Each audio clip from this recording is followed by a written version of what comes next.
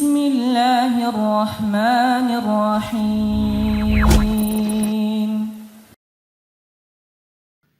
Pembahasan di pagi hari ini, sebagaimana sudah kita jadwalkan, kita akan membahas tentang aktivitas Nabi Sallallahu Alaihi Wasallam selama 24 jam. Tentu pembahasan ini walaupun sangat sederhana, akan tetapi pembahasan ini sangat penting untuk kita ketahui karena betapa banyak di antara kaum muslimin, bahkan kita sendiri yang sudah sering hadir di majelis ilmu, masih banyak waktu yang tersia-siakan dalam 24 jam itu. Padahal Nabi SAW bersabda dalam sebuah hadis, a'maru ummati bainas sittina was sab'in, bahwa usia umatku itu berkisar antara 60 sampai 70 tahun saja, dan sedikit yang melewati 70 tahun itu. Ada, tetapi tidak banyak kan itu. Apalagi di zaman sekarang banyak orang yang mati muda, entah narkoba, tabrakan, macam-macam ya.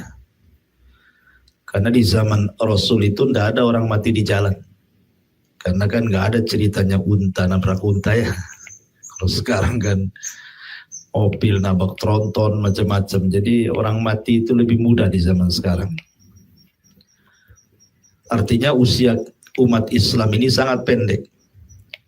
Dengan pendeknya usia umat Rasul, jangan pula diperpendek amalan kita.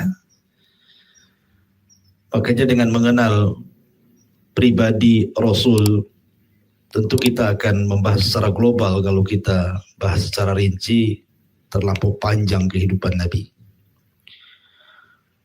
Kita mulai dari aktivitas Nabi SAW di malam hari dulu. Nabi SAW aktivitas di malam hari tentu setelah Isya, beliau jarang sekali melakukan bergadang dengan para sahabatnya. Padahal waktunya panjang malam hari itu. Tetapi Nabi SAW kebiasaannya langsung tidur. Dan ini karena perintah Allah Subhanahu wa Ta'ala. Jadi tidurnya Rasul itu wahyu. Jadi Allah yang nyuruh tidur. Makanya kenapa tidurnya Nabi SAW jadi mukjizat tersendiri. Dan itu difirmankan di dalam Al-Quranul Karim, di dalam surah Al-Muzammil. Ya ayyuhal muzammil qumil laila illa qalila nisfahu aw inqus minhu qalila aw zid alaihi warattilil qur'ana tartila. Di sini Allah Subhanahu wa taala mengatakan nisfahu aw inqus minhu qalila. Jadi Nabi SAW dibimbing oleh Allah Subhanahu wa Ta'ala untuk tidur itu minimalnya separuh malam, dan separuh malamnya lagi bangun. Nisfahu artinya separuhnya. Separuh malam tidur, separuh malam bangun. Auzid alaihi, atau boleh menambah dari separuh ditambah sedikit menjadi 2/3 malam, kemudian 1/3 malamnya bangun. Jadi tidurnya Nabi SAW itu separuh malam atau 2/3 malam. Jadi dua sifat di situ disebutkan dalam surah Al-Muzammil itu. Bahkan Nabi SAW sampai kemudian mengatakan kepada para sahabatnya, sangat dibenci tidur setelah maghrib dan bergadang setelah isya, kecuali karena ada tamu, karena ada ta'lim mungkin ya, atau karena bercengkrama dengan keluarga gitu ya. Tapi selebihnya Nabi SAW tidur. Ya sesekali terkadang Rasul keluar di malam hari untuk melihat kondisi kota Madinah. Seperti contohnya Nabi SAW pernah keluar di malam hari, kemudian berhenti di salah satu rumah dari rumah-rumah para sahabat Nabi. Di rumahnya siapa? Abu Musa al-Ash'ari radhiyallahu an. Dan kebiasaan kota Madinah di zaman itu, kalau di malam hari, maka Nabi SAW sering mendengar suara-suara Al-Quran yang dibaca para sahabat. Sehingga Nabi SAW mendengar ada suara yang sangat indah sekali. Rupanya setelah didekati, yang membaca Al-Quran itu adalah Abu Musa al-Ash'ari. Saking indahnya Nabi SAW tidak sadar berdiam diri di samping rumah Abu Musa al-Ash'ari sampai mendekati subuh, sampai adzan pertama. Kemudian Rasulullah SAW di pagi harinya memanggil Abi Musa al-Ash'ari dan menceritakan bahwa dia semalam menguping bacaan Qur'annya. Nah, kalau Rasul mengajarkan nguping itu bacaan Quran. Kalau kita nguping pula tetangga sedang bertengkar ini apa? Itu beda ngupingnya gitu dengan Nabi itu ya. Jadi Rasul memuji Abu Musa al-Ash'ari. Kemudian mengatakan kepada Abu Musa al-Ash'ari, "Ya Aba Musa, qad utita." Engkau sudah diberikan suara yang indah seperti mizmar min mazamiri ali Daud. Kamu suaranya seperti keluarga Daud kalau membaca Zabur. Ya wajar Abu Musa al-Ash'ari punya suara seindah itu karena kabilah Asy'ariyun yang ada di Yaman itu terkenal bacaannya indah. Sampai-sampai Rasul itu bisa mengenali dalam peperangan itu walaupun gelap, di mana kabilah Asy'ariyun berkumpul, di mana kabilah-kabilah yang berkumpul tuh. Tahu, oh ini sebelah sini nampaknya Asy'ariyun. Kenapa? Karena kebiasaan mereka suka baca Quran. Dan mereka memiliki suara khas. Jadi Rasul tahu sampai di tengah-tengah pasukan mana kabilah Asy'ariyun itu berada di situ. Dan itu sangat penting para pembaca Quran itu di tengah-tengah jihad. Karena itu yang menentukan kemenangan. Ya. Artinya kembali ke tema bahwa Nabi SAW sekali-kali keluar. Tetapi aktivitas Nabi SAW di permulaan malam biasanya tidur. Dan para ulama membahas tentang tidurnya Nabi SAW sebagai mukjizat. Kenapa? Karena kalau kita tidur di awal malam, itu akan membawa kesehatan badan walaupun hanya 4-5 jam. Bisa kita tanya ke dokter-dokter, pakar-pakar kesehatan, orang yang tidur setelah Isya bangun jam 1 gitu ya, dengan orang tidur jam 1 bangun jam 5. Ya, itu beda, rasa ke badan itu beda gitu ya. Pagi harinya itu kita masih lemas tuh kalau biasanya tidur di atas jam 12 itu, walaupun kadang-kadang sudah 10 jam tidur masih lemas tuh siangnya. Ya. Tapi kalau tidur di awal walaupun 5 jam, 4 jam itu siangnya tidak akan lemas. Artinya di sini ada rahasia mukjizat Rasul. Tidurnya Rasul jadi mukjizat gitu. Dan itu sangat dianjurkan bagi anak-anak muda yang kadang-kadang bertanya, saya kok susah kali ya bangun subuh ya. Bukan ditanya kapan bangun, kapan tidur kan itu ya. Kalau kapan bangun ya, karena bangun itu kan disesuaikan dengan tidur ya. Kalau tidurnya di atas jam 12 ya memang agak sulit bangunnya. Tapi kalau seandainya tidurnya ba'da Isya, tidak perlulah 3 handphone dipasang alarm tuh. Pasti bangun sendiri tuh.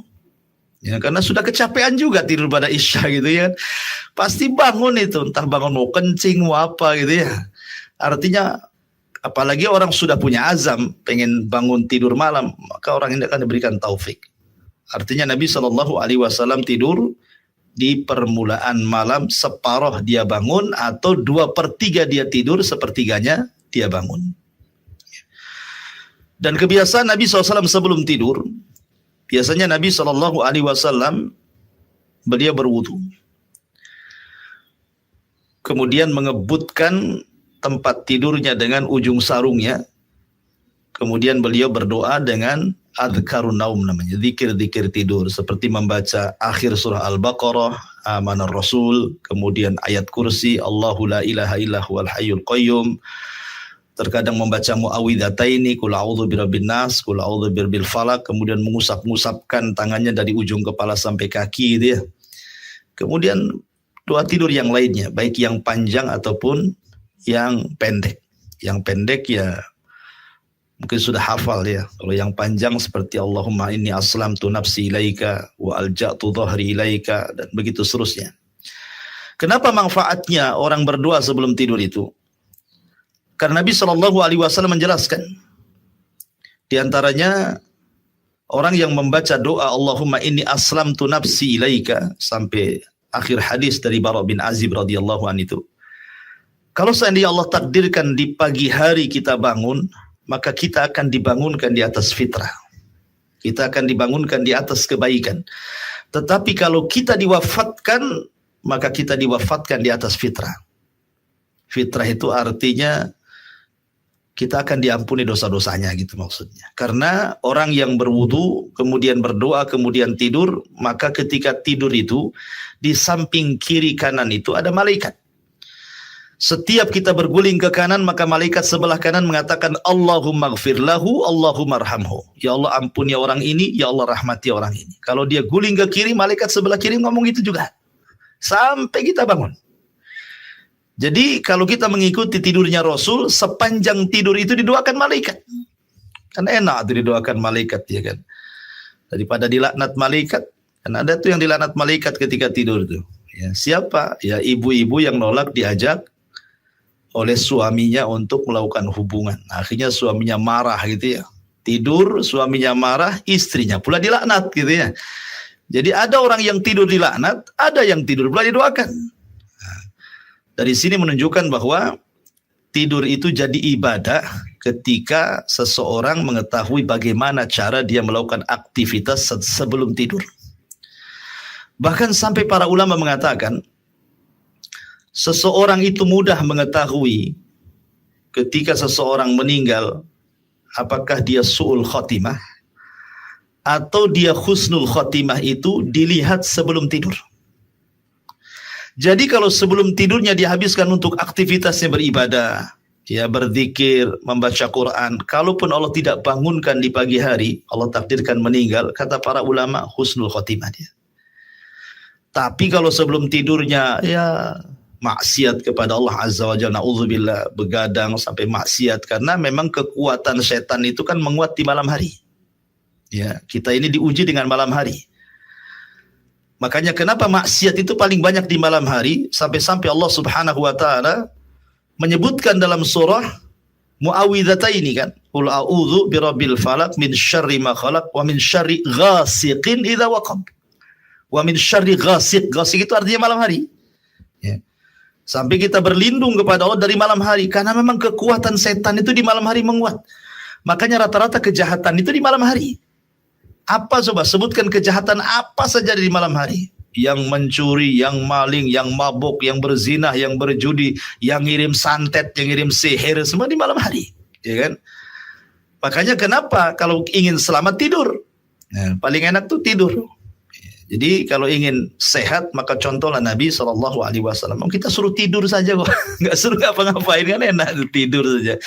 Habis itu manfaatnya banyak lagi, terhindar dari kejahatan di malam hari. Ya. Kemudian kalau seandainya Allah takdirkan dalam tidur itu kita bermimpi, mimpi itu kan ada 3 ya. Ada mimpi datang dari Allah, ada mimpi datang dari syaitan, ada mimpi datang dari bisikan jiwa namanya. Kalau mimpi datang dari Allah, ini biasanya mimpi baik. Boleh ditakwilkan. Artinya kalau kita mimpi baik, kita bolehlah ngomong sama kawan, Masya Allah semalam saya bermimpi, ada orang datang ke rumah bawa uang 1 M. Tentu dikasih gratis. Alhamdulillah kan. Mudah-mudahan diaminkan kawannya, jadi kenyataan kan. Ya. Tapi kalau mimpi buruk berbeda pula. Kalau mimpi buruk itu tidak perlu diceritakan karena tidak mungkin terjadi. Mimpi buruk tidak perlu diceritakan, nggak akan terjadi mimpi buruk itu karena datang dari setan. Ya.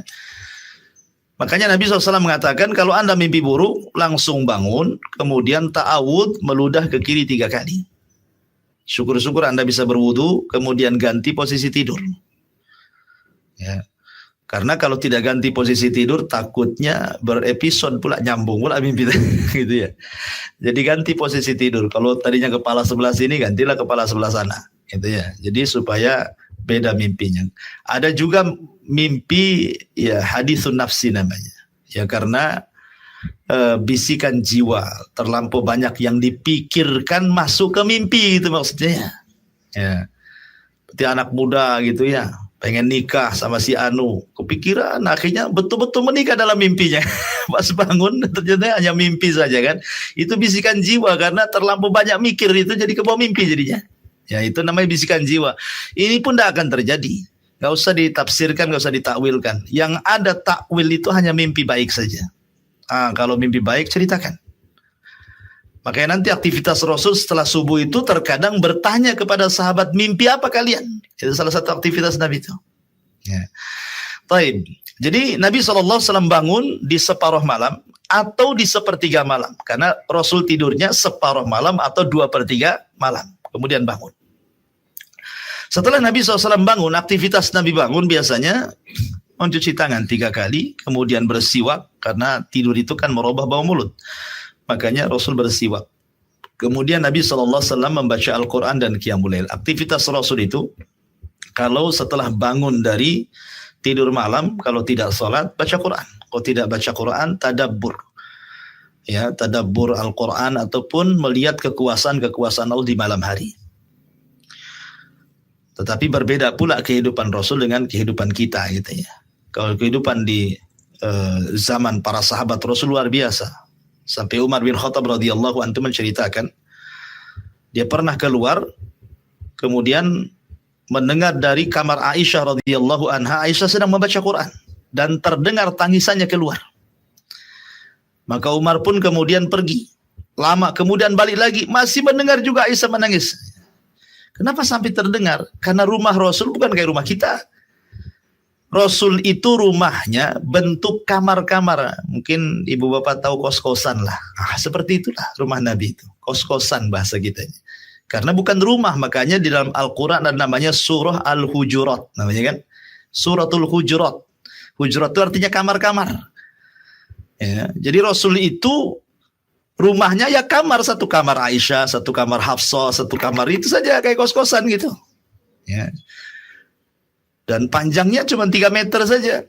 Jadi kalau Aisyah radhiyallahu anha menata rumah itu hanya kalau disekat itu dengan gorden saja begitu.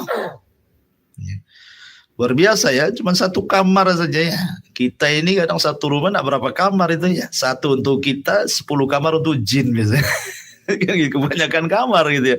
Kurang di bawah, naikkan lagi ke atas, naikkan lagi ke lantai 3, la haula wala quwata illa billah. Jadi ini menunjukkan bagaimana kesederhanaan kehidupan Rasul. Makanya Umar bisa mendengar Aisyah radhiyallahu anha membaca Quran dan menangis. Namanya satu kamar saja gitu ya.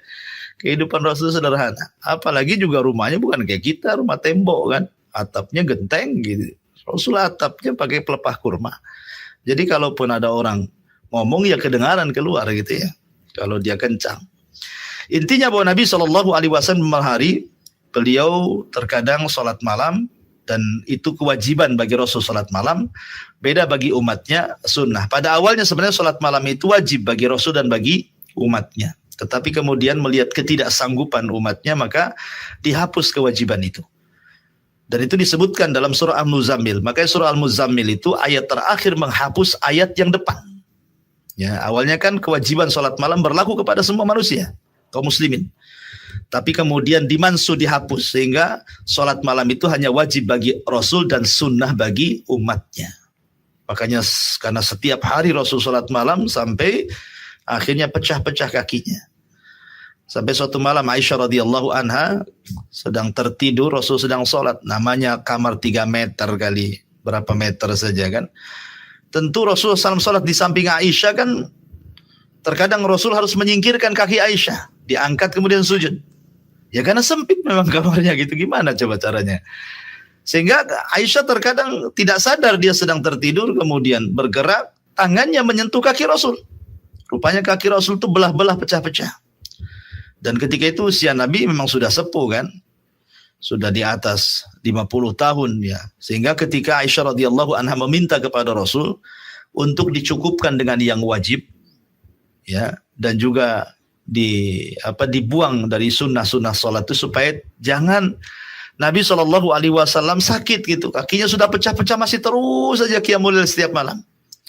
Tapi Nabi SAW kemudian mengatakan kepada Aisyah ummul mukminin, afala akuna abdan syakura. Salahkah saya menjadi hamba Allah yang bersyukur gitu. Tetap saja Rasul salat gitu ya. Sampai akhir hayatnya. Taib, ini aktivitas Nabi SAW di malam hari. Lah Nabi SAW apabila mendekati waktu subuh. Subuh itu ada 2 adzan. Adzan yang pertama biasanya dikumandangkan Bilal. Adzan yang kedua, adzan subuh itu biasanya dikumandangkan Abdullah ibnu Umi Maktum. Orang yang buta. Ya, yang turun ayat Abasa wa Tawalla itu karena sebab Abdullah ibnu Umi Maktum. Terkadang dibalik, Abdullah ibn Maktum adzan pertama, Bilal adzan kedua. Artinya bahwa adzan subuh itu 2 kali. Tapi di negeri kita cuma 1 kali saja ya. Padahal adzan subuh itu 2 kali. Makanya ketika para ulama membahas tentang taswib kalimat as-salatu khairun minan naum itu, menjadi khilaf pandangan ulama. Diletakkan di adzan pertama kah, di adzan kedua kah? Gitu ya. Ada yang mengatakan bahwa as-salatu khairun minan naum itu diletakkan di adzan pertama. Ada yang mengatakan as-salatu khairun minan naum itu diletakkan di adzan subuh. Itu khilaf ulama. Ya, artinya azan itu 2 kali. Apa fungsi adzan pertama? Nabi SAW mengatakan falyarji qaimuha wal yukidna imuha. Kata Rasul, supaya yang sudah capek sholat malam istirahat. Dan yang tidur bangun gitu maksudnya. Yang enggak sholat malam bangun, yang sholat malam istirahat. Dari sini mengetahui bahwa akhir dari tidur seorang muslim itu di adzan pertama. Itu paling lambat tuh. Ya. Ketika Rasul mengatakan falyarji qaimuha wal yukidna imuha, menunjukkan bahwa akhir selambat-lambatnya seorang mukmin bangun malam itu di adzan pertama gitu ya. Adzan pertama ke adzan subuh itu, kata Anas bin Malik ketika bertanya kepada Zaid soal waktu sahurnya Nabi, apa kata Zaid? Qadra khamsina ayat. Seperti kita membaca 50 ayat dalam Al-Quran ya, kalau seandainya selambat-lambatnya 20 menit ya, antara 10, 15 sampai 20 menit antara adzan pertama ke adzan kedua. Jadi kalau bisa 20 menit sebelum adzan subuh, itulah selambat-lambatnya seorang mukmin bangun. Karena persiapan sholat subuh masalahnya ya. Ya. Tapi kita kan enggak ya, kita ini udah 5:30 nanti subuh lanjut lagi gitu ya. Jadi Nabi SAW mengajarkan disiplin kepada seorang mukmin selambat-lambatnya bangun ketika adzan pertama. Lah Nabi SAW ketika adzan pertama biasanya Rasul tidur lagi. Jadi bagi yang sholat malam maka dia diberikan kesempatan untuk istirahat dari adzan pertama ke adzan kedua. Berarti Rasul tidur itu di malam hari 2 kali, 2 waktu. Ya, pertama dari awal setelah Isya sampai separuh atau 2/3 malam, kemudian sholat malam. Kemudian mendekati subuh setelah adzan pertama, maka Rasul tidur lagi. Ya, tidurnya tidak lama, cuman 15 menit karena habis itu kan adzan subuh. Kalau seandainya ada orang bertanya, Ustadz, kalau tidur 15 menit bablas lah subuh kan gitu ya. Iya, kalau tidurnya kayak ibu-ibu telentang pakai bantal, pakai kasur ya. Bukan subuh aja lewat, duha pun lewat kan itu ya. Maksudnya tidurnya itu hayahnya, bentuknya seperti bentuk Nabi. Apa? Miring ke lambung kanan, kemudian telapak tangan dijadikan bantal. Tidur seperti itu nggak akan nyenyak. Coba aja nggak akan nyenyak. Baring ke kanan, ke lambung kanan, kemudian ini telapak tangan jadi bantal. Dan jangan tidur di kasur lah. Tidur di lantai gitu ya, di tikar itu. Itu hanya untuk meluruskan saja. Terkadang Rasul tertidur sampai ngorok, terkadang Rasul ya sleep chicken, terkadang Rasul ya hanya istirahat saja untuk meluruskan badan karena dia habis sholat malam gitu. Dia manusia juga kan, bukan malaikat ya. Ada lelahnya juga, makanya diistirahatkan. Nah, dari sini ada 2 waktu Rasul tidur. Yang pertama waktu lama tidur, yang kedua sebentar tidur. Hanya untuk supaya meluruskan badan saja. Karena setelah itu sholat subuh. Ya. Baru Nabi SAW karena memang berdekatan masjidnya nempel. Kalau kamar Aisyah kan nempel ya. Kecuali kamar istri-istri yang lain agak jauh.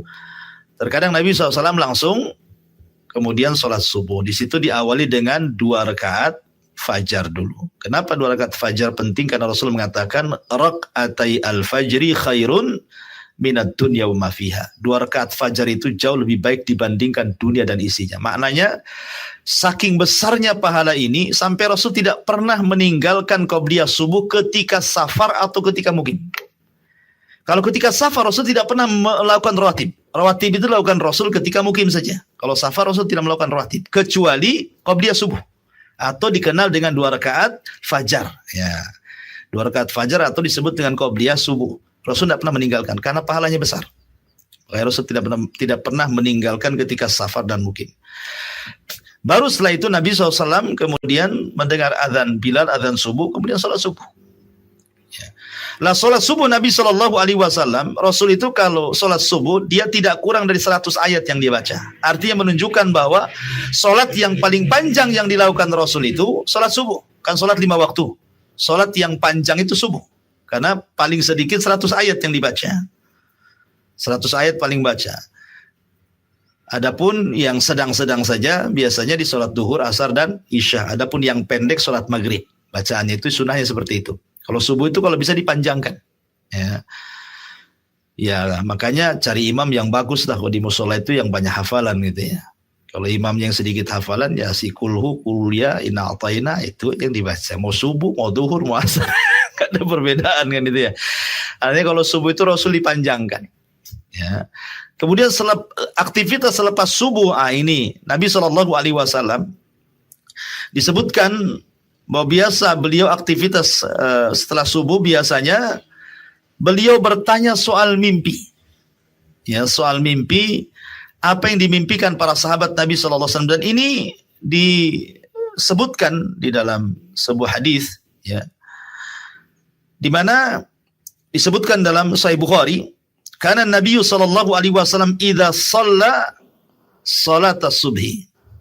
Apabila Nabi SAW salat subuh, ya, aqbala 'alan nas. Setelahnya Rasul biasanya menghadap wajahnya kepada manusia kemudian bertanya, hal ra'a ahadum minkumul laitar ru'ya. Apakah ada di antara para sahabatku yang semalam bermimpi baik? Ya. Jadi Rasul bertanya di tengah-tengah para sahabat, ada nggak yang mimpi baik semalam itu? Maka sahabat akan menceritakan mimpi-mimpi mereka. Ya, tentu mimpi yang benar dimimpikan. Jangan pula yang nggak bermimpi kemudian cerita dia mimpi. Kata Rasul, sedusta-dustanya orang dusta menceritakan mimpi padahal tidak mimpi. Nah, gitu ya. Itu sedusta-dustanya orang dusta. Nah, jadi kalau mimpi baik cerita. Kata Rasulullah, kamu mimpi apa semalam? Oh, mimpi ini Rasul. Alhamdulillah, takwilkan sama Nabi. Karena Rasul itu ahli takwil mimpi. Diberikan kemampuan sama dengan Nabi Yusuf alaihi salatu wassalam. Mampu mentakwilkan mimpi gitu. Dan di antara para ulama yang terkenal ahli pakar tafsir mimpi adalah Muhammad Ibn Sirin, seorang tabi'in rahimahullahu ta'ala. Jadi Rasul mentakwilkan mimpi. Ya, kalau sudah semua tidak ada lagi yang bermimpi atau mungkin semua sudah ditakwilkan, maka kebiasaan Nabi SAW langsung berzikir. Langsung berzikir, membaca Quran gitu ya. Sampai mendekati syuruk.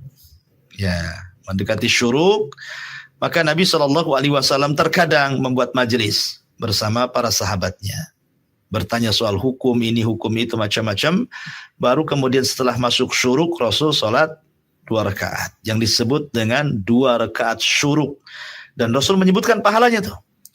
Barang siapa yang sholat subuh, kemudian tidak beranjak dari tempatnya, kemudian dia berzikir sampai datang syuruk, kemudian matahari meninggi 1 tombak, dia lakukan 2 rakaat sholat syuruk, maka pahalanya sama dengan haji dan umroh secara sempurna. Nah, luar biasa tuh. Haji sekarang sulit gitu ya. Apalagi kemarin 2 tahun berturut-turut corona. Susah mau haji. Ditutup lagi haji kan.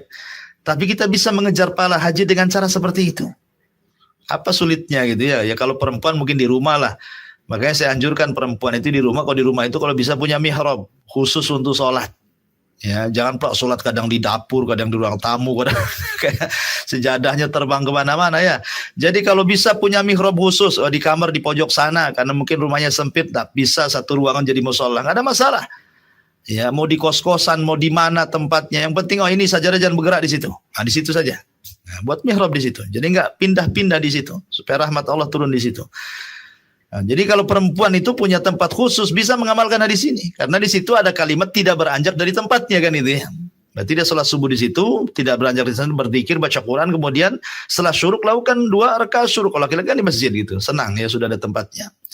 Pahalanya sama dengan haji dan umroh lagi, dua-duanya dapat. Haji dapat, umroh dapat, taman-taman kata sempurna lagi. Bayangkan kan, secara sempurna.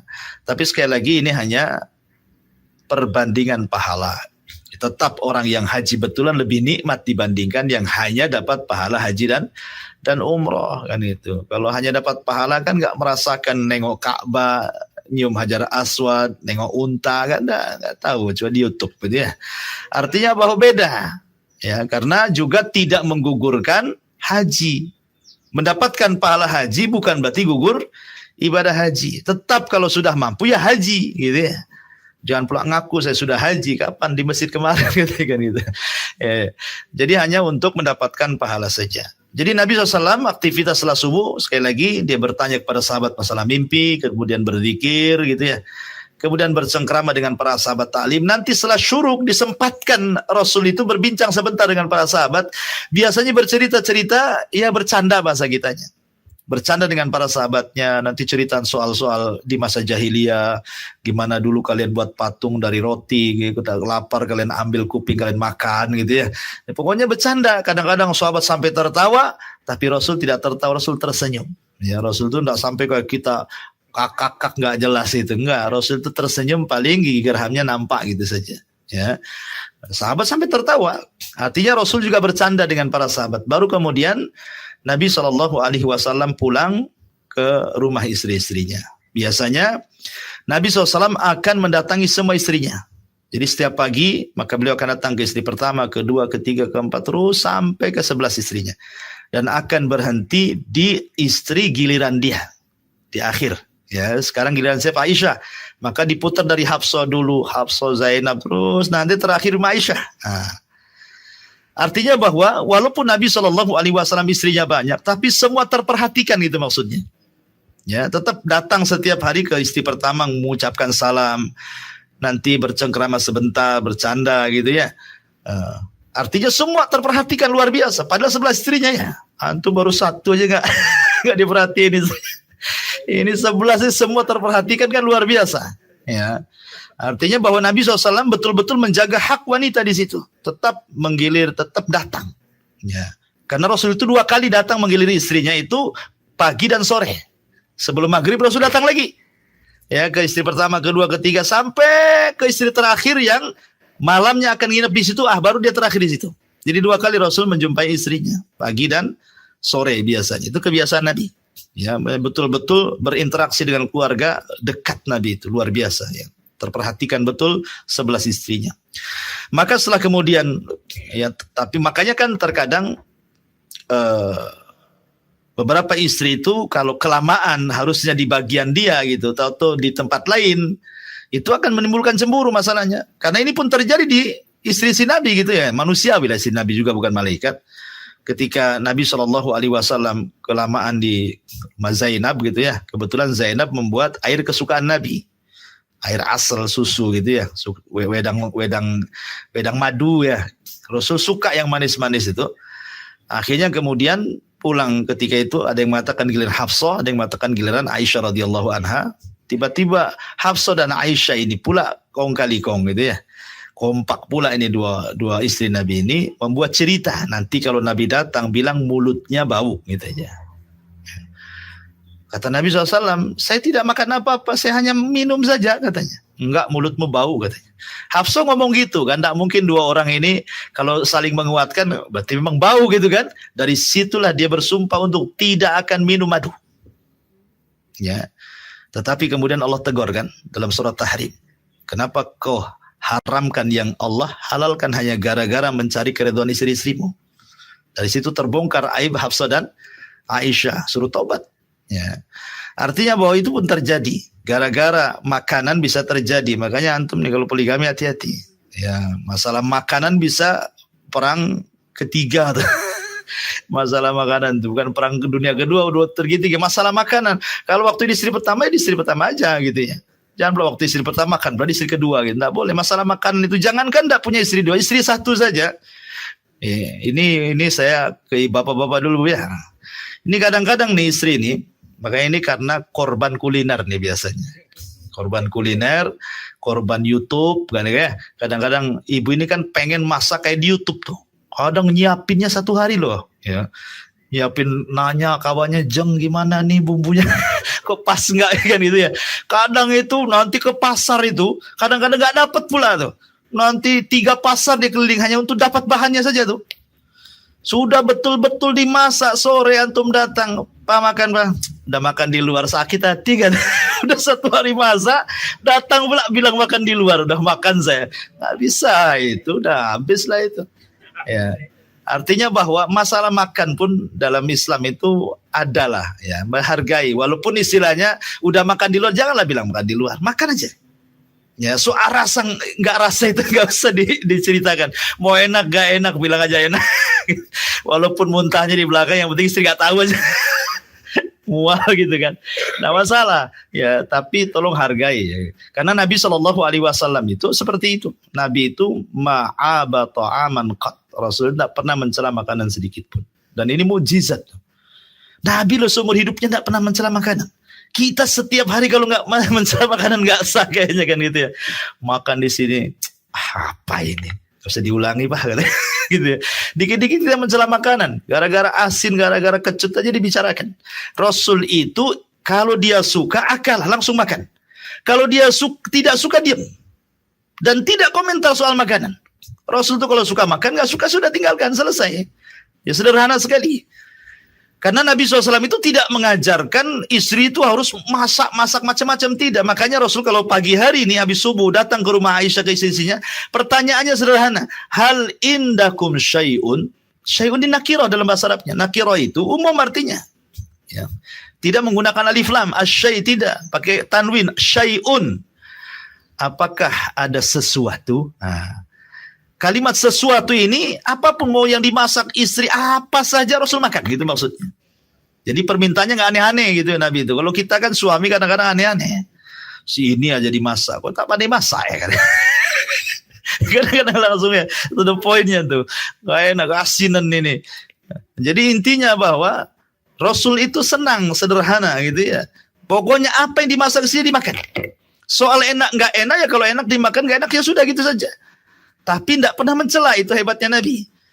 Nah, dan hebatnya lagi kalau nggak ada, Rasul mengatakan idzan ini shaim, kalau gitu saya puasa aja lah, kan enak ya.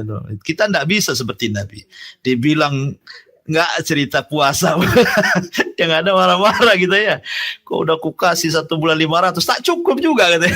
Kok belikan apa tuh 500 itu? Jangan untuk belikan baju katanya. Jadi suudon jadinya.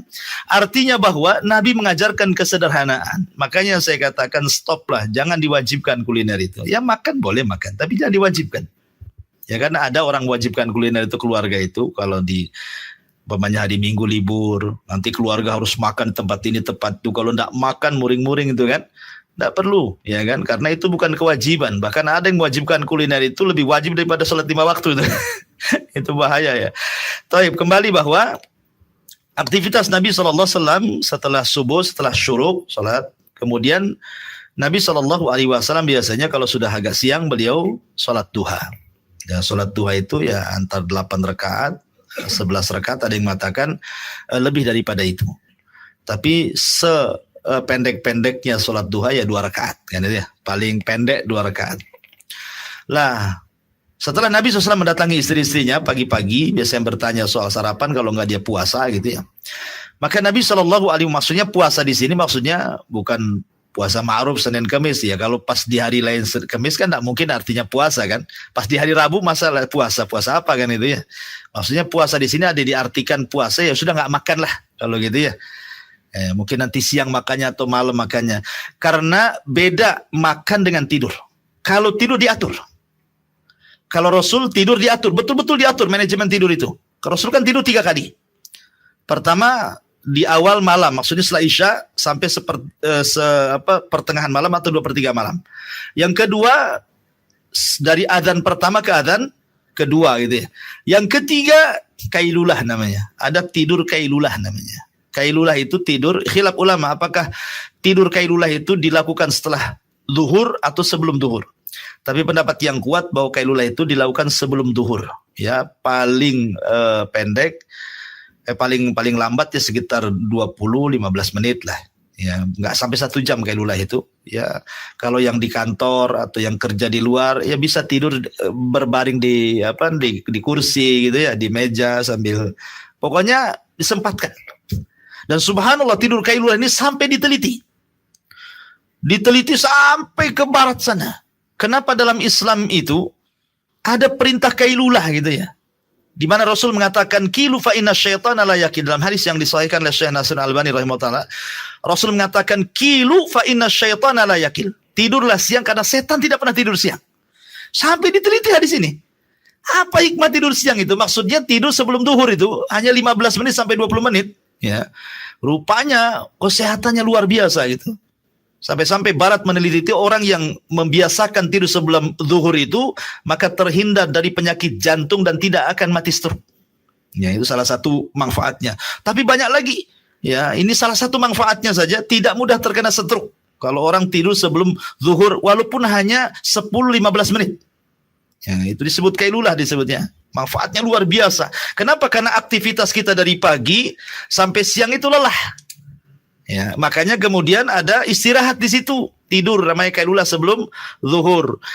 Kemudian manfaatnya juga bagi orang-orang yang biasa begadang di malam hari, dia sudah ada stok kan gitu ya, nggak ngantuk lagi karena walaupun tidur siang, walaupun hanya 20 menit itu sudah puas tuh biasanya. Ya. Tetapi bagi kita umat Islam mau barat mau timur meneliti soal kesehatan, kita yakin bahwa apapun dilakukan Nabi itu pasti mujizat di situ.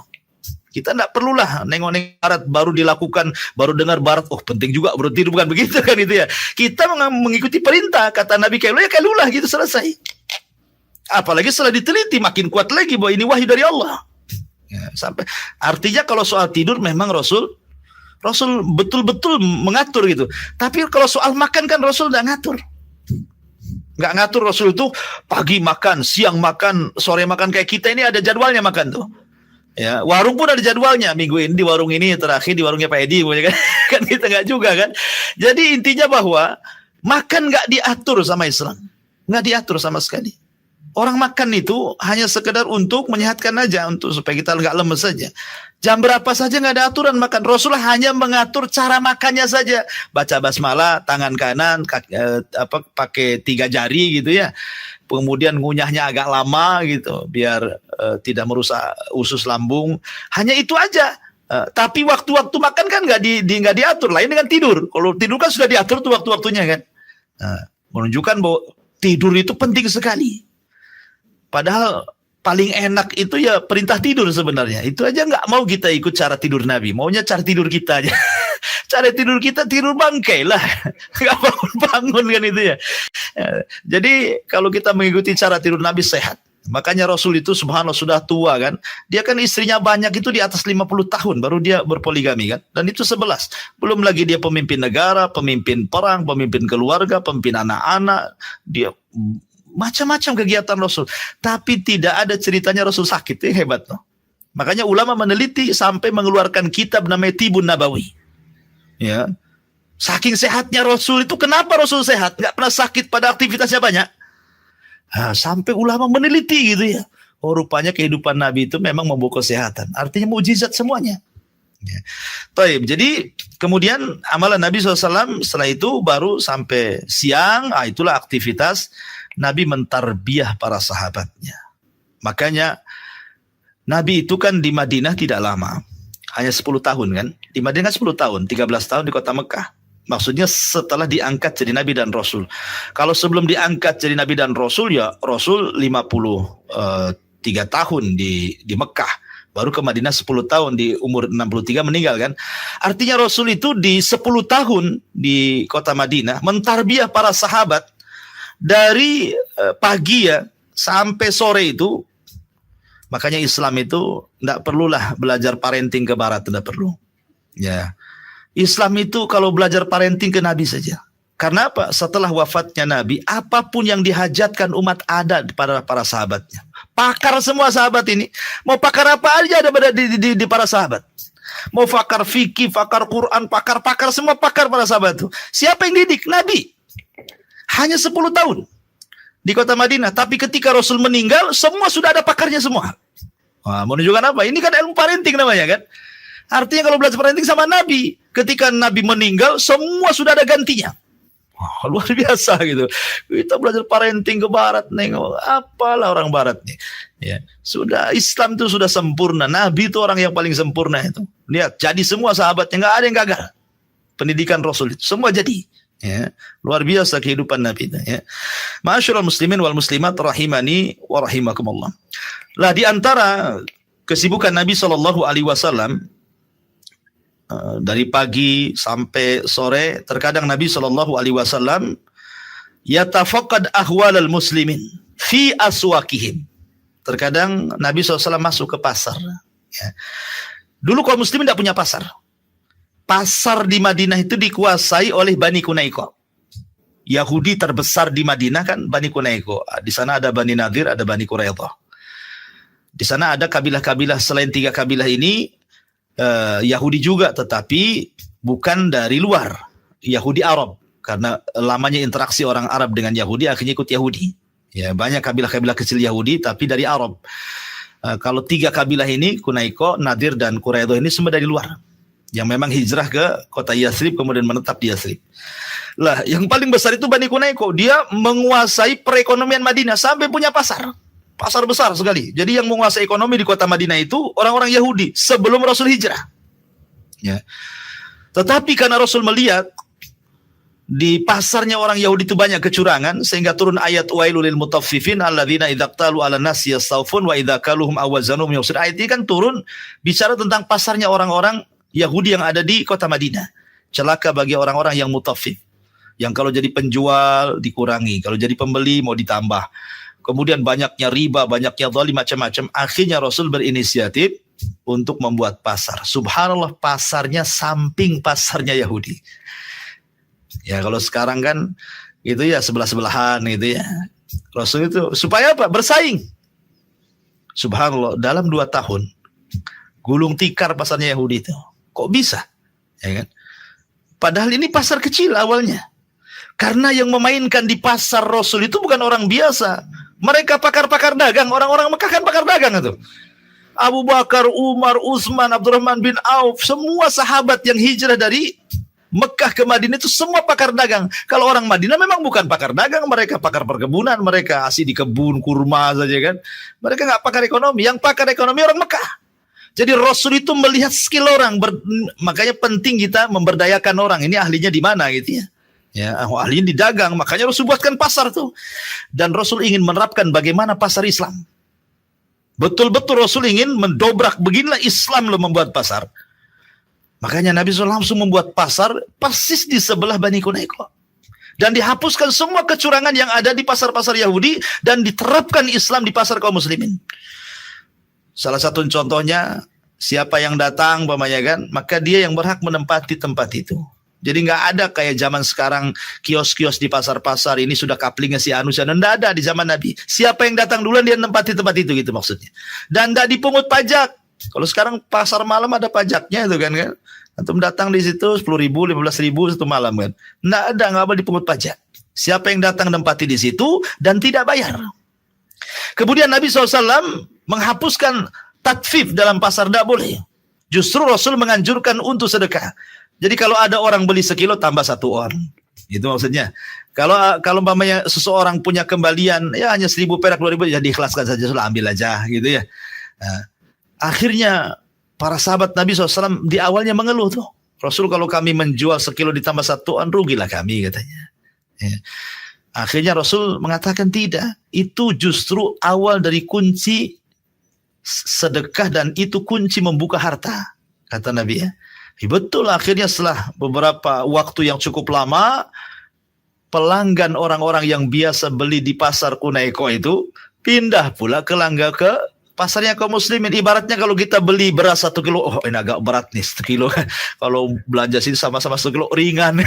Jangan di sana kurang 1 on, di sini lebih 1 on. Ya akhirnya pindah lah langganan kan itu ya. Itu kan membuka rezeki. Nah, sederhana sebenarnya. Sederhana loh. Makanya kan ibu-ibu ini gara-gara 1.000 perak aja bisa pindah langganan. Ya kan gara-gara 1.000 perak loh bisa pindah langganan. Artinya kalau seandainya seorang pedagang itu ya sudahlah, kalau sedikit sedekah kan niatnya sedekah nih. Ditambahin sedikit. Dan kalau kita jadi pembeli, sudahlah jangan sibuk gara-gara kembali 2.000 pedagang itu sampai 1 jam mutar-mutar cari uang nukar itu kan. Kasihan itu. Diikhlaskan saja, sudahlah untuk ibu saja kan. Kalau sesama penjual pembeli ini bersedekah, berkah tuh dua-duanya. Itu yang menjadikan pasar kaum muslimin maju. 2 tahun pasar Yahudi kolek. Akhirnya Islam menguasai Madinah. Karena ekonomi itu yang menguasai daerah. Ya, kalau sudah ekonomi dipegang, kenapa Barat tuh menguasai dunia? Karena ekonomi masalahnya. Cina menguasai dunia karena ekonomi. Maka sebenarnya itu diajarkan dalam Islam. Kalau ingin menguasai daerah, kuasai ekonominya, gitu maksudnya. Ya, makanya Nabi SAW seperti itu menguasai ekonomi. Ya, ini kuasai ekonomi. Ditambah-tambah setelah itu Nabi SAW menyatukan semua antar umat beragama di atas piagam yang disebut dengan piagam Madinah. Walaupun belakangan orang-orang Yahudi berkhianat akhirnya terusir dari Madinah karena perbuatan mereka sendiri. Senjata makan tuan nih bahasanya. Jadi Nabi SAW terkadang masuk ke pasar. Apa aktivitas Rasul di pasar? Mengecek. Ya, sampai suatu ketika Nabi ada orang jual gandum. Jual gandum itu dia masukkanlah tangannya ke dalam gandum itu. Kalau zaman dulu saya kecil-kecil, saya nggak ada orang jual beras karungan kayak sekarang pakai plastik gitu kan. Dulu kan kalau beras itu kan ditaruh di tempat kemudian digantang kalau orang dulu kan. Ada bambunya khusus untuk ininya kan. Iya, digeratainnya itu. Kalau zaman dulu nggak ada. Zaman sekarang lah makanya pakai plastik, timbullah beras plastik, plastik-plastiknya itu kan. Sudah. Karena apa? Karena sudah berbeda. Sekarang nggak nampak, jadi nggak tahu isinya. Kalau dulu kan nampak gitu. Kadang-kadang diraba-raba. Bisa kita ngeraba-raba berasnya. Nampak gitu bersih nggak bersihnya, ada kutu nggak ada kutunya, kita nampak di situ. Ya. Jadi Nabi SAW itu masukkan tangan ke gandum. Dalam riwayat ke tamar kurma, rupanya di bawah basah, di atas kering gitu kan. Rasul curiga nih. Rasul mengatakan, kenapa di bawah basah di atas kering? Orang ini pula mau membodoh-bodohi Nabi dan mengatakan asabathu balalun ya Rasulullah. Tadi baru turun hujan katanya. Lah kalau turun hujan yang basah di atas lah, kering di bawah. Masa ada tuh hujan dari bawah ke atas ini kan? Nabi SAW mengatakan kayak orang bego aja nih kan. Seolah-olah Rasul tidak cerdas. Kata Rasul tidak. Kata Rasul kalau seandainya hujan dari langit harusnya yang basah atas. Kenapa yang basah bawah? Maka Rasul mengatakan man ghassana falaysa minna. Siapa yang menipu bukan termasuk kelompokku. Kenapa dibilang Rasul menipu? Karena beras yang terkena air kalau ditimbang lebih berat dibandingkan beras kering kan. Jadi zaman dulu itu ya curang itu dalam jual beli beras. Di zaman sekarang sapi aja digelonggongin. Dikasihkan, disuntik air itu sapi gelonggongan ya. Sapi-sapi dikasih gelonggong sekarang ini. Artinya bahwa zaman dulu itu seperti itu. Tetapi kan modus kecurangannya sama aja. Dari dulu sampai sekarang kan begitu modus kecurangannya. Seperti contohnya di zaman Umar bin Khattab. Ada seorang ibu ngomong sama anaknya, nak besok kita jual susu, campur aja susu ini dengan air biar banyak untungnya. Intinya bahwa biasanya kalau dalam di pasar itu dalam jual beli mencurangi itu biasanya ya begitu. Mencampur antara yang baik dengan yang buruk. Salak pondok dengan salak pondok rewot gitu dicampur gitu ya. Jeruk beras tagi dengan jeruk mana dicampur. Nanti yang atas yang dibelah yang bagus. Ya, nanti kadang-kadang sudah dikreseki sekilo di bawah gitu ya. Pas mau dikiloin ambil kresek yang sudah dikiloin di bawah dikasih sama kita. Intinya bahwa kecurangan itu dari zaman ke zaman sudah ada. Sekarang lebih canggih lagi karena sudah online kan. Lebih banyak lagi kecurangannya. Zaman Nabi belum online. Tetapi di sini menunjukkan bahwa Rasul ada perhatian ke pasar. Ya, sampai mengecek para pedagang itu luar biasa. Cuma kalau para pemimpin kita ini betul-betul ngecek gitu ya ke pasar-pasar tradisional yang tidak tersentuh, kemudian langsung diperbaiki, langsung diancam kan? Karena Rasul langsung ngancam ke pedagangnya. Kalau kamu menipu, kau bukan umatku, kata Rasul. Ya sahabat digitukan takutlah kan itu. Berhenti dia curang. Ya, jadi Rasul mengajarkan keberkahan dalam pasar itu. Makanya kalau kita lihat para ulama dulu saking waroknya ya, mereka itu takut. Contoh Muhammad ibn Sirin yang saya katakan tadi ahli tafsir mimpi. Ibnu Sirin seorang tabi'in. Dia orang kaya sebenarnya, pembisnis zait, pembisnis minyak. Ya, Ibnu Sirin itu pembisnis minyak zaitun. Kalau dulu kalau di Arab itu kan minyak zaitun untuk minyak masak ya. Kalau sampai sekarang jadi minyak urut pula kalau di Tiban ya. Di Batam minyak zaitun jadi minyak urut. Kalau di sana minyak untuk masak goreng. Jadi Imam Ibnu Sirin itu pengusaha minyak. Yang namanya pembisnis itu pasti memandang pasar, tahu dia. Ya, sehingga ketika ada momen tertentu dia rela mengeluarkan modal dengan prediksi dia gitu ya, pasti akan untung tuh. Jadi suatu ketika dia melihat momen pas untuk mengeluarkan modal, dihabiskan semua modalnya untuk mengepul minyak tuh. Allah takdirkan pas besoknya mau dijual, rupanya ada tikus masuk di situ, bangkai tikus dari atas nyemplung ke minyak itu. Secara fikih, kalau seandainya bangkai tikus masuk ke minyak yang sifatnya jamad itu artinya keras seperti mentega, maka cukup dibuang di sekitar bangkai, kemudian sisanya masih digunakan. Itu kalau memang sifatnya keras seperti mentega. Tapi kalau cair berarti najis semuanya, harus ditumpahkan. Ya. Lah Muhammad ibn Sirin modalnya sudah habis di situ. Ditumpahkan semuanya itu minyak itu. Disitulah dia mengalami kebangkrutan. Muhammad ibn Sirin sudah mengalami kebangkrutan, terfitnah juga, dia curang di pasar, akhir di penjara. Seorang ulama loh. Fitnahnya luar biasa. Kalau seandainya itu terjadi pada kita, bukan pada seorang alimin ulama dunia seperti Muhammad ibn Sirin, tentu kita tinggal buang tikusnya, tinggal jual minyaknya. Siapa yang tahu kan itu? Karena kita tidak berpikir ini najis nggak najis, yang penting untung. Orang sekarang mana perlu halal haram tidak peduli, karena Rasul yang mengatakan sayati alaikum zaman la yubalil mar'u bima akhadal mal amin halalin amin haramin. Akan datang zamannya di mana orang mengambil harta tidak perlu halal haram tuh. Yang penting dapat duit. Tapi Muhammad ibn Sirin seorang ulama. Ya, ini najis, tidak mungkin saya menjual barang najis kan? Ditumpahkan semuanya. Begitulah amanah jual beli itu seperti itu. Bahkan Abu Hanifah pernah mengatakan kepada Bishr itu pembantunya, untuk mengirim kain sutra. Dia bilang, kirimlah kain sutra ini ke Basrah. Di sana ada yang mau beli. Karena Abu Hanifah itu kaya, dia penjual kain, ngikuti bapaknya. Ya, sekaya-kayanya Imam Madhab itu Abu Hanifah tuh, karyawannya banyak. Tapi tidak menghalangi dia jadi ulama kan itu Abu Hanifah, bahkan punya madhab Hanafiyah namanya. Jadi dia ngomong sama Bishr, nanti kalau sampai di Basrah, kata Abu Hanifah, ini ada beberapa kain ada cacatnya nih. Kamu jelaskan sama orang ini ada cacatnya, jangan tidak dijelaskan. Walaupun tidak banyak cacatnya, dibawalah kain itu sama Bishr ke Basrah, kemudian dijual, dapat uang pulang. Abu Hanifah mengingatkan lagi, ketika kau jual kain ini, kau jelaskan cacat yang saya sudah kasih tahu. Bishr mengatakan, astagfirullah, lupa saya imam katanya. Apa yang terjadi kata Abu Hanifah? Berapa sini uang keuntungan dan modalnya? Dikasihkan modal dan untungnya, kata Abu Hanifah, ambil semua uang ini kau sedekahkan di jalan Allah kepada si fulan. Disedekahkan, dia takut dengan uang syubhat. Itu orang dulu takut syubhat. Ya, orang sekarang bukan syubhat lagi, temu dompet, ya, bersyukur alhamdulillah, ini harta karun pula, lagi susah duit, ada dompet, ada uangnya lagi. Nah, ada cerita jelas, ada KTP-nya pun dibuangnya KTP-nya. Jadi dari sinilah nggak ada waroknya sama sekali. Jadi Nabi SAW aktivitasnya ke pasar, melihat orang di pasar, bagaimana mengajarkan adab di pasar. Makanya Rasul mengajarkan ilmu berdagang sebelum berdagang. Nah, itulah Rasul itu. Baik, kemudian keseharian Rasul selain juga masuk ke pasar dijelaskan juga. Wayaj bi majalisihim. Terkadang Nabi SAW siang-siang itu ya duduk-duduk bersama sahabat habis duhur.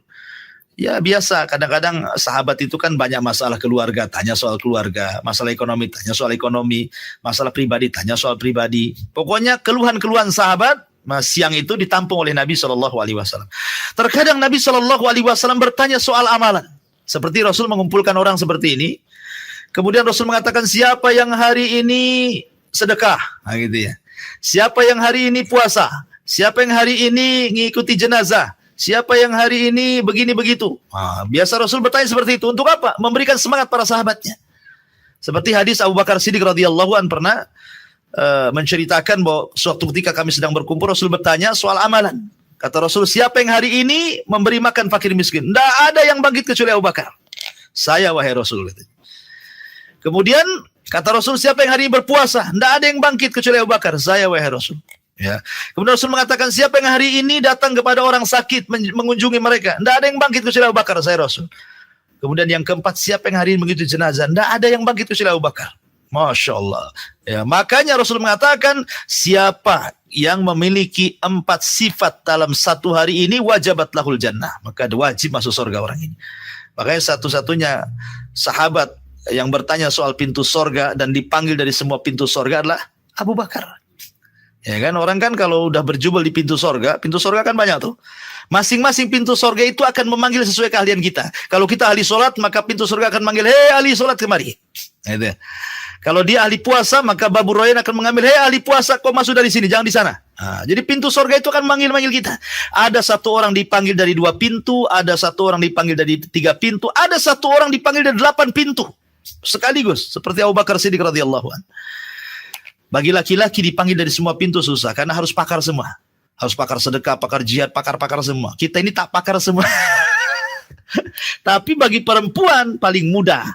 Ya, kalau ada amalan yang bisa seorang wanita itu dipanggil dari semua pintu. Apa kata Rasul? Idza shallatil mar'atu khamsaha wa shamat syahraha wa hafizat farjaha, kemudian wa ata'at ba'laha qila laha udkhulil jannah min ayyi abwabis samaniyati syi'ti, kata Rasul. Apabila seorang wanita menjaga sholat 5 waktu, puasa Ramadan, menjaga kemaluan, taat pada suami, ini cukup 4 perkara kata Rasul, maka wanita dipanggil dari 8 pintu mana yang ia suka. Ya kan? Tetapi bukan mudah. Siapa yang bisa menjaga sholat 5 waktu? Kenapa yang ditekankan perempuan juga sholat 5 waktu? Kenapa? Karena ada waktu-waktu haid. Wanita itu sudah tahu nih minggu-minggu ini akan haid. Malah kemudian leha-leha sama sholat kan. Sudah tahu nih 2 hari ini pasti haid nih saya. Nah, kalau sudah tahu, jangan remehkan sholat. Ya, jangan nanti-nanti ceritanya. Pas waktu sholat gitu maksudnya. Takutnya akhirnya ditunda-tunda, haid keluar, jadi meninggalkan sholat jadinya. Makanya ditekankan kepada wanita. Begitu juga wanita ini, kenapa ditekankan puasa Ramadan? Karena ketika mengqadha Ramadan, perempuan ini kan banyak kesibukannya. Kadang-kadang sudah masuk Sya'ban di tahun depan, 2 minggu lagi masuk Ramadan, itu belum diqadha-qadha tuh. Hutang yang tahun kemarin itu. Sudah mau diqadha, keluar pula haid, hutang lagi 2 tahun berturut-turut kan. Nah, itu kan masalah jadinya, jadi dosa. Nah, makanya kenapa ditekankan bagi wanita 5 waktu sholat dan puasa Ramadan kan itu.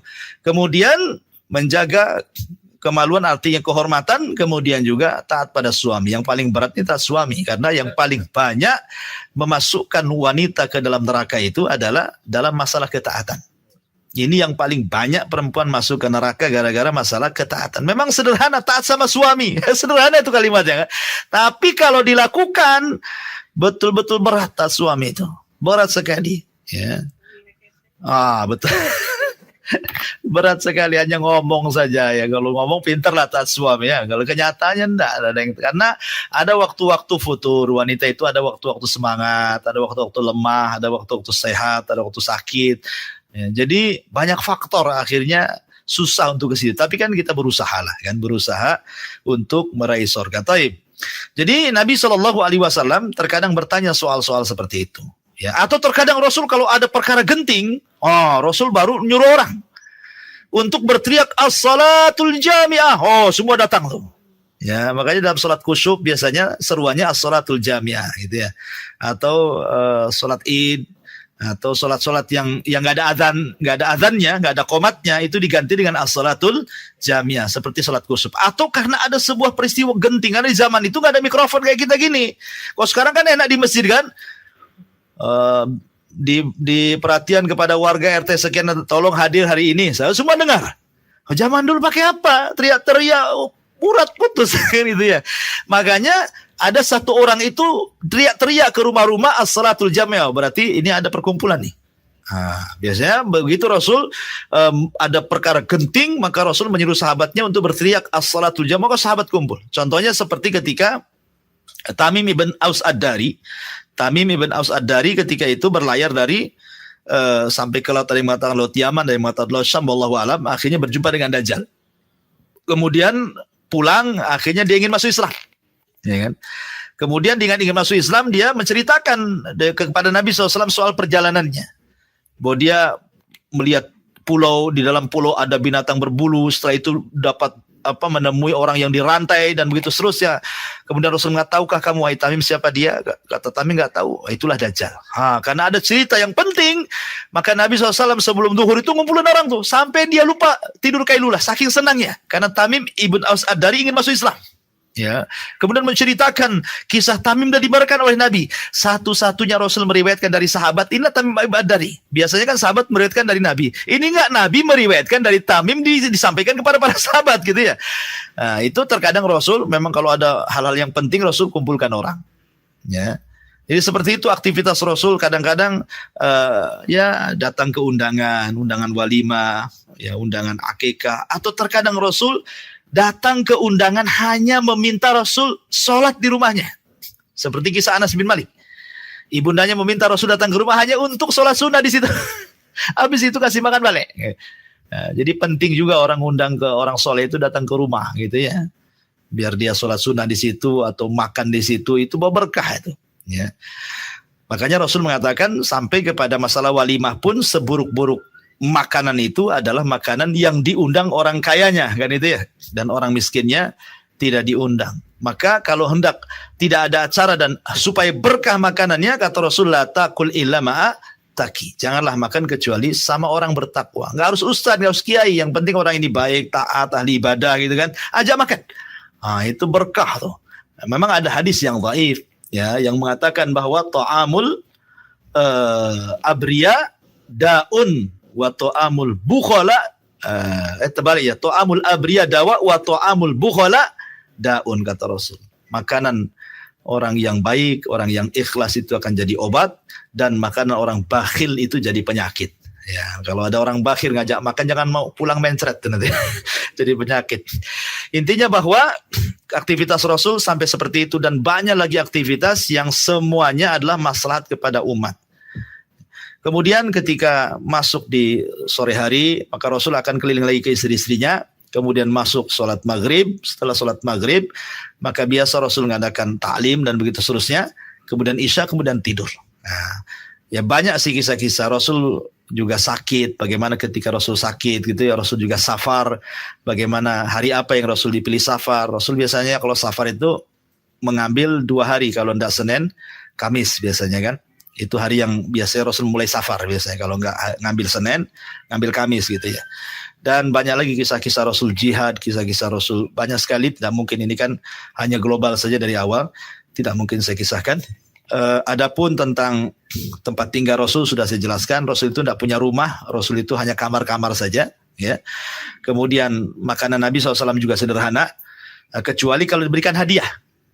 Seperti Aisyah radhiyallahu anha bercerita, kami setelah hijrah dari Mekah ke Madinah itu tidak pernah merasakan enak sampai Rasul wafat. Jadi Rasul itu merasakan enak ketika di Mekah saja. Ketika di Madinah itu hidupnya susah. Ya. Sampai-sampai Rasul dikisahkan oleh Aisyah itu datang bulan, maksudnya 3 bulan berturut-turut gitu ya. Karena menentukan masuk bulan itu kan dengan bulan, melihat bulan kan di waktu maghrib. Sampai 3 kali datang bulan, maksudnya 3 bulan berturut-turut kami tidak pernah masak di rumah, artinya tidak mengepul asap di dapur kami. Sampai seperti itu. Lalu apa yang dimakan wahai Ummul Mukminin? Kami hanya makan aswadan. Aswadan itu kurma tamar, bukan rutob. Yang tamar itu yang sering kita makan Ramadan itu sama air putih saja. Jadi kalau dapat hadiah makan, kalau Rasul makan enak itu biasanya karena hadiah. Jadi dihadiahi orang gitu kan, baru Rasul makan enak tuh. Ya. Makanya Aisyah radhiyallahu anha itu ketika Rasul datang ke rumah Aisyah, kata Aisyah, ada makanan enak wahai Rasul, sengaja aku simpan untukmu. Akhirnya kemudian Rasul makan. Baru dia makan enak tuh kalau dikasih hadiah. Seperti itu Rasul makan. Dan Nabi SAW ya kalau makanan yang paling disukai ya tentu daging kambing. Itu pun tidak semuanya. Biasanya diambil katifnya, paha kambing.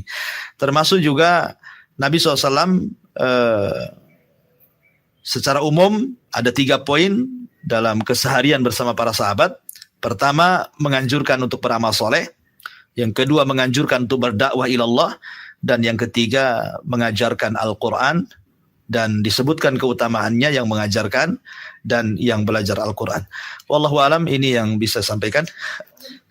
Ya, saya kira cukuplah ya, karena cuaca hujan juga di luar. Mudah-mudahan manfaatnya, insyaallah kita jumpa di lain kesempatan. Subhanakallah bihamdika, asyhadu an la ilaha illa anta astaghfiruka wa atubu ilaik.